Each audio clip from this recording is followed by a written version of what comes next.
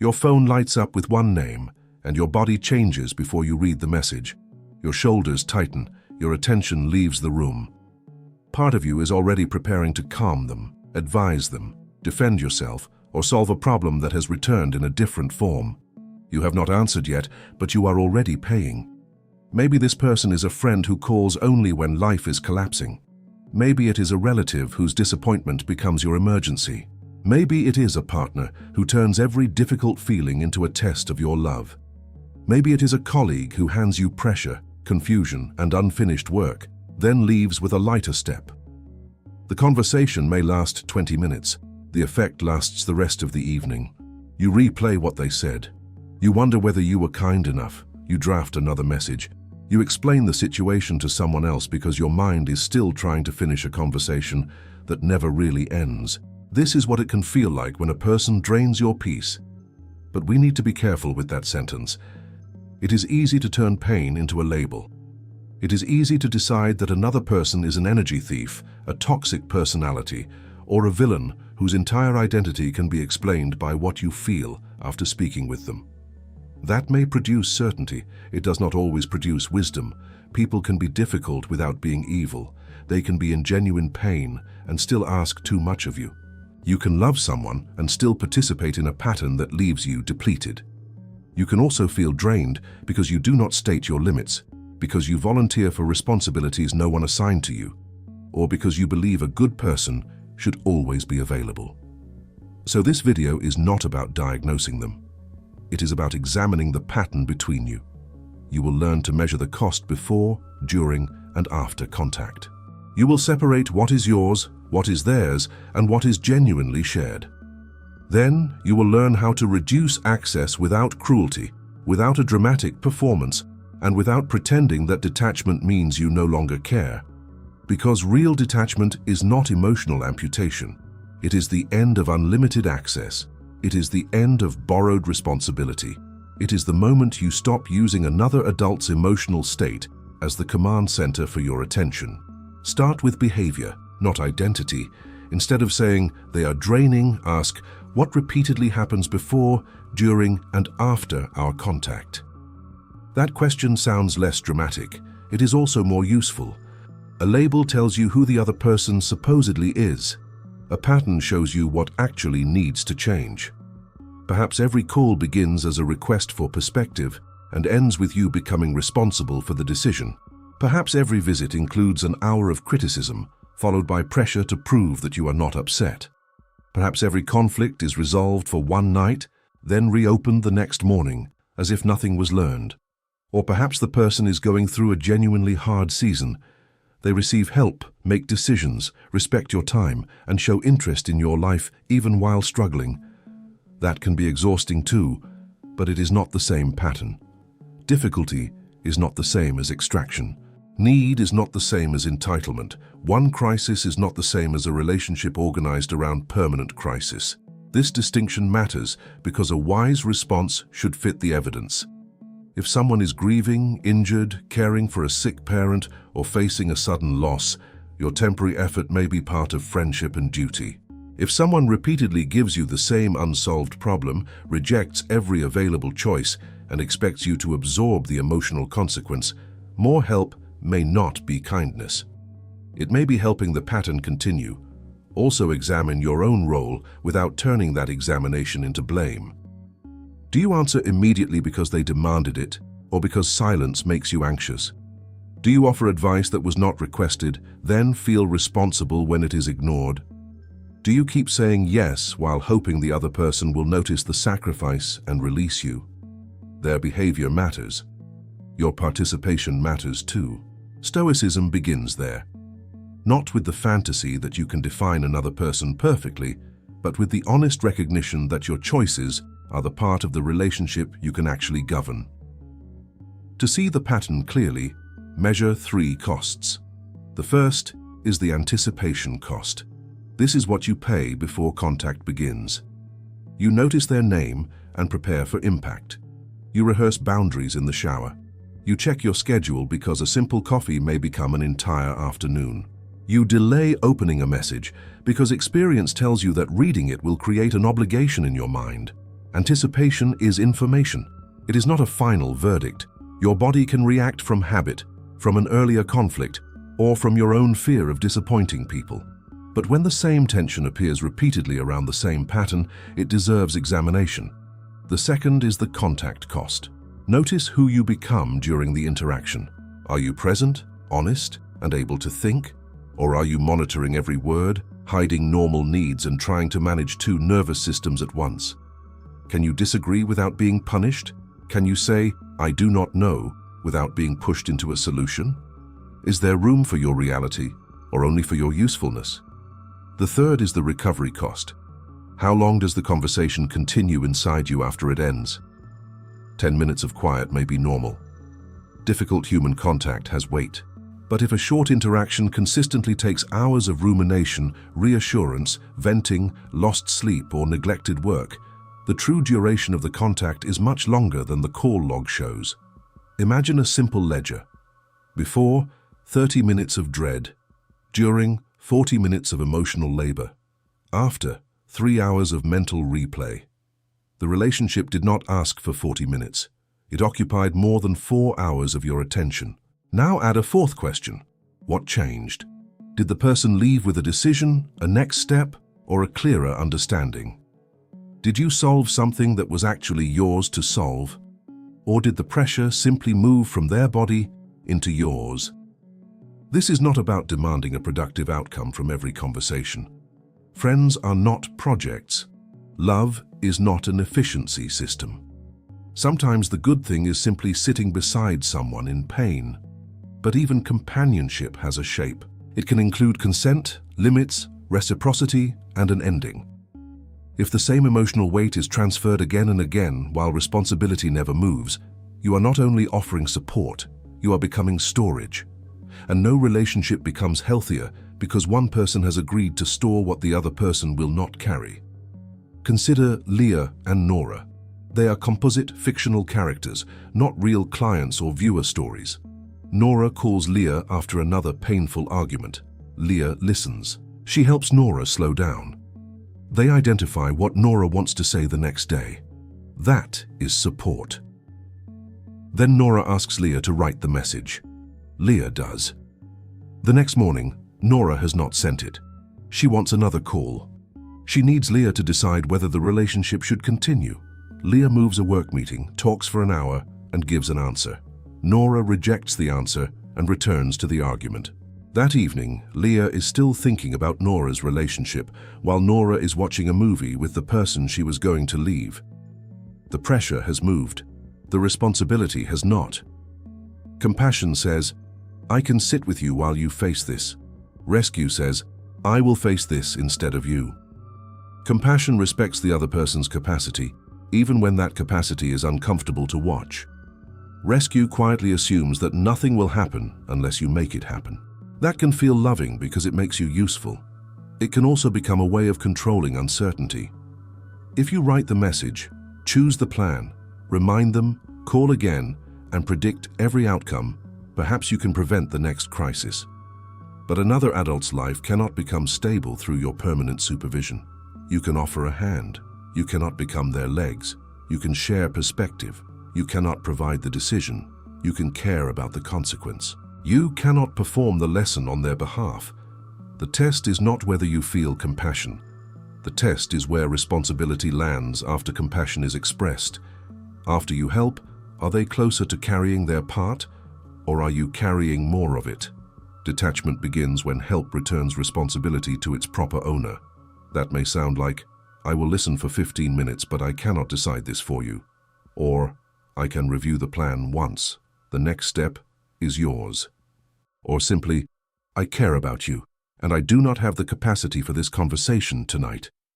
None of those sentences remove love.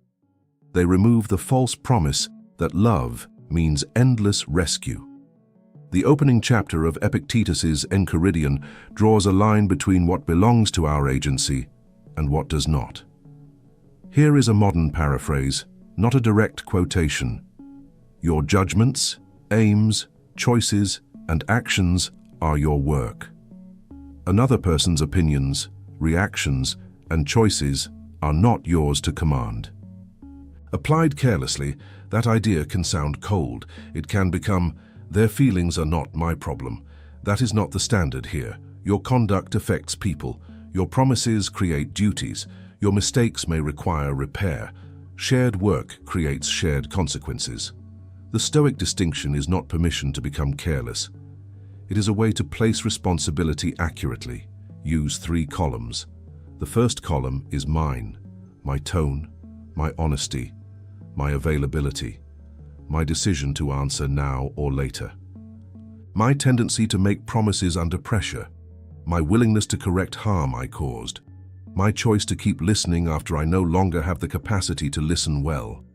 The second column is theirs, their interpretation, their decision, their disappointment, their use of the advice, their willingness to seek other support, their choice to repeat a pattern, their belief that your limit should disappear because it is inconvenient. The third column is shared, a deadline you both accepted, a child who depends on both adults, a home, contract, budget, or safety plan, a conflict where both people contributed, a promise that cannot be erased by calling it someone else's emotion. Most draining patterns become confusing because these columns are mixed. You treat their disappointment as yours to eliminate. They treat your time as shared property. You treat a shared problem as entirely theirs because you are tired. Or they turn a responsibility that belongs to them into a test of your care. Before you respond, sort the problem. What action is actually mine? What feeling or decision belongs to them? What consequence is genuinely shared? Suppose a colleague brings you unfinished work 1 hour before a deadline. Your part may be to state what you can complete, document the risk, and protect the shared project. Their part is the work they did not finish and the explanation they owe. The shared part is the effect on the team. Detachment does not mean walking away from the deadline to prove a point. It means refusing to silently adopt the entire failure as your identity and responsibility. Suppose a family member is angry because you will not attend an event. Your part is to answer honestly and respectfully. Their disappointment is theirs. If you previously committed, the broken promise may be shared and require repair. Sorting prevents 2 opposite mistakes, carrying everything and abandoning everything. The goal is accurate responsibility. That accuracy is the beginning of peace because confusion can no longer recruit your guilt so easily. Once you see the cost and sort the responsibility, examine access. People do not only have access to your presence, they may have access to your time, attention, privacy, advice, immediate response, emotional labor, money, home, work, or decision-making. You do not have to reduce every form of access at once. That is one reason dramatic cutoffs are often a poor first tool. They collapse many different problems into one irreversible action. Instead, ask 4 questions. How much time does this person currently receive? Through which channel can they reach me? Which subjects repeatedly pull me into a role I should not occupy? How quickly have I trained myself to respond? Leah's problem with Nora is not that friendship exists. The problem is that Nora has immediate, unlimited access to Leah's evenings, decisions, and attention whenever a crisis appears. Leah can change the architecture without declaring Nora a terrible person. She can stop answering calls after 9. She can reply to long messages the next day. She can refuse to write messages for Nora. She can listen once without participating in 6 rounds of the same decision. She can say, "I care, but I am not the right person to help with this at the level you need." Access can be reduced by time. It can be reduced by frequency. It can be reduced by channel. It can be reduced by topic. It can be reduced by role. Maybe you still meet your relative for lunch, but you no longer discuss your marriage. Maybe you continue working with the colleague, but all requests move into a documented project channel. Maybe you remain a friend, but you stop being the emergency decision maker. This is not manipulation. Manipulation hides the real goal in order to control another person. A limit makes your participation clearer. You are not reducing access so they chase you, miss you, or finally understand your value. You are reducing access Because the current level is not one you can offer responsibly. Many people delay a needed limit because they imagine one enormous confrontation. They prepare a speech containing every old injury, every unfair request, and every hour they lost. They want the other person to approve the boundary before the boundary begins. That turns detachment into another attempt to control the verdict. Sometimes a full conversation is necessary. If you share a home, raise a child, manage work together, or made commitments, clarity matters. But many adjustments do not require a courtroom closing statement. You can answer tomorrow instead of tonight. You can say no to the second request.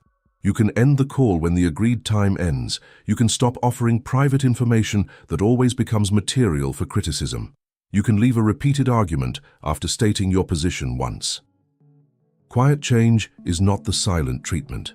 The silent treatment withholds contact to punish, frighten, or force a response. Quiet detachment removes participation from a pattern you no longer consent to maintain. The difference is intention and clarity. If someone reasonably needs to know that your availability has changed, tell them. If they do not need a declaration, let your behavior become consistent. Do not announce, "I am protecting my energy from you," when "I cannot talk tonight" is accurate and sufficient. Do not use distance as a threat. Do not post indirect messages for an audience. Do not measure success by whether they become upset, apologetic, or suddenly attentive. Measure success by whether your behavior matches the limit you stated. The first test of a boundary is not their reaction. It is whether you can keep it when their reaction makes you uncomfortable. A limit becomes easier to hold when the language is short enough to remember under pressure. Use 4 movements: notice, sort, reduce, hold. Notice the cost, sort the responsibility, reduce the relevant access, hold the decision without adding punishment. Here is what that can sound like with a friend in repeated crisis. "I can listen for 20 minutes. I cannot decide what you should do." The care is real. The time is clear. The responsibility stays with the person whose life contains the decision. If the same conversation immediately restarts, you can say, "I do not have anything new to add. I trust you to choose your next step." With a family member who expects immediate access, "I saw your message. I will reply tomorrow when I can give it proper attention." You are not asking permission to have an evening. You are also not disappearing without information. If they answer, family should always be there. You do not need a philosophy lecture. "I care about you. Tomorrow is when I can talk." With a colleague who transfers pressure, "I can complete this section today. The remaining sections and the delay need to stay assigned to you." If the project is at risk, add the shared responsibility. "I am documenting the current status so the team can make a decision." This is neither rescue nor abandonment. It is accurate ownership. With a partner, the language needs more care because intimacy creates real shared duties. "I want to discuss this, but I am no longer able to do it well tonight. Let us return to it tomorrow at 10. Notice that the conversation is not erased. It is contained. If every pause becomes a new accusation, hold the distinction. Taking a pause is not refusing the issue. "I will return at the time I said." Then return. A boundary loses moral force when it becomes an excuse to avoid every difficult conversation. With someone who repeatedly asks for advice and rejects every option, I hear that this is painful. I do not think more advice from me is helping. That sentence can feel severe to a person trained to prove love through usefulness, but it may be more respectful than continuing a performance in which both people pretend another hour of analysis will replace a decision. With someone who uses your private life as material, I am not discussing that subject. You do not need to explain the entire history of why. If they press, "Why are you being secretive?" repeat the limit once. "I am keeping that private." Holding does not mean inventing new language every time the old language is challenged.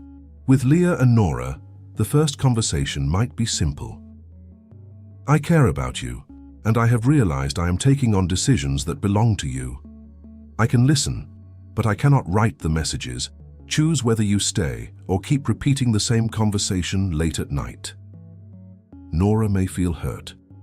Leah can acknowledge that without withdrawing the limit. I understand this feels different. It is different. I am changing what I can offer, not pretending I do not care. That is a mature sentence because it does not demand that Nora experience the boundary as pleasant. You can be kind without making comfort the condition of truth. There may also be situations where no script is needed. You simply stop volunteering. You stop asking follow-up questions that pull you into a role. You stop making yourself available during hours you need for sleep, work, or family. Your life begins to communicate that your attention has other rightful places to go. When you reduce access, peace may not arrive first. Guilt may arrive first, then doubt, then an almost physical urge to send another message and soften the limit until nothing has changed. Do not treat every uncomfortable feeling as a moral verdict. Sometimes guilt means you violated a value. Sometimes it means you changed a habit that used to keep other people comfortable. Investigate it. Did you lie? Did you break a promise without repair? Did you abandon a real duty? Did you use silence to punish? If yes, correct the conduct. But if you spoke honestly, preserved necessary care, and reduced an unsustainable level of access, discomfort may simply be the price of a new pattern. There can also be grief. You may discover that the relationship depended heavily on your availability. When the rescue ends, the closeness changes. That can hurt even when the limit is right. Detachment does not require you to deny that loss. Marcus Aurelius, in Meditations 847, examines how judgment contributes to disturbance. A careful modern paraphrase is this: when an event shakes you, examine the meaning your mind is adding to it, because that judgment is part of what you can work with. That does not mean harm is imaginary. It means the event and your interpretation are not identical. They are upset is an event you can observe. Their upset proves I am cruel is a judgment. The friendship changed may be true. I will never have a close relationship again is a prediction. Write the event, then write the story. Keep the first. Question the second. This is how Stoic reflection protects you from running back into an old role just to stop a temporary feeling. Detachment is not a universal excuse. Epictetus returns to social roles in chapter 30 of the Enchiridion. A responsible modern paraphrase is that duties are shaped by relationships and roles. You owe different things to a stranger, a friend, an employee, a child, a partner, and a person who depends on your care. If a child is overwhelmed, you cannot say, their emotions are theirs, and disappear. The adult carries a duty of safety, regulation, and guidance appropriate to the situation. If you manage employees, their confusion about the work may require your clarity. You cannot call every request draining when leadership is part of your role. If you caused harm, detachment cannot replace apology and repair. If you share finances, housing, parenting, or legal responsibilities, some conversations cannot be reduced to personal preference. If someone is in immediate danger, ordinary boundary advice may not be enough. Use appropriate local emergency help or qualified support. Safety is not a moment for internet slogans. And if a relationship involves abuse, coercion, stalking, or credible threats, plan distance with trusted people and qualified local resources rather than relying on a dramatic confrontation. The question is not, how do I owe nothing? The question is, what does this role honestly require, and what have I added because I fear disapproval? Duty may require time. It may require patience. It may require documentation, repair, money, practical care, or a difficult conversation. Duty does not require endless access to every part of you. Even care can have shifts, schedules, backup, and support. The Stoic goal is not minimum responsibility. It is correct responsibility, no more than belongs to you, no less than belongs to you. For the next 72 hours, do not make a dramatic decision. Run a small experiment. First, choose one recurring interaction. Write 3 headings: before, during, after. Before the next contact, record what you notice. Tension, rehearsal, urgency, or the impulse to hide are data, not conclusions. During the contact, notice the role you enter. Listener, fixer, defender, messenger, financier, referee, or emergency manager. After the contact, record how long your attention remains occupied and what responsibility moved. Second, make 3 columns: mine, theirs, shared. Place each action where it belongs. Third, choose one reduction small enough to keep. Reply tomorrow. Limit the call to 20 minutes. Move the request into writing. Decline to make the decision. Keep one subject private. Fourth, prepare 1 sentence. Do not prepare 10 explanations. Prepare the clearest true sentence you can keep when the pressure rises. Then observe. Not only their reaction, observe your own. How quickly do you try to cancel the limit? What story does guilt tell? What happens to your work, sleep, and presence when the interaction has an edge?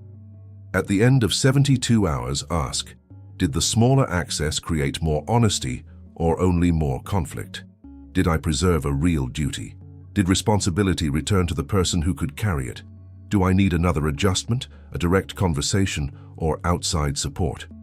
One experiment will not solve every relationship. It will give you evidence. And evidence is steadier than a label formed in the middle of exhaustion. The next time your phone lights up with that name, pause before your old role answers. Notice the cost, sort the responsibility, reduce the access that has become unsustainable.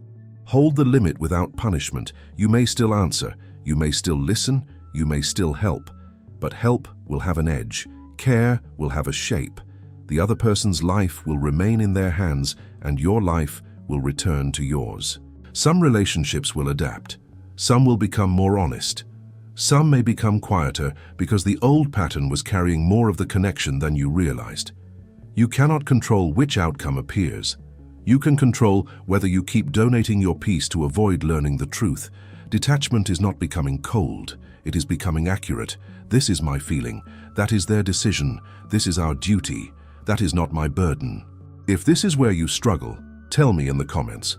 Which part drains you most? Before the contact, during it, or after it? And subscribe to Mind Under Control for practical stoicism about emotional discipline, self-respect, and the quiet strength to care without carrying what is not yours.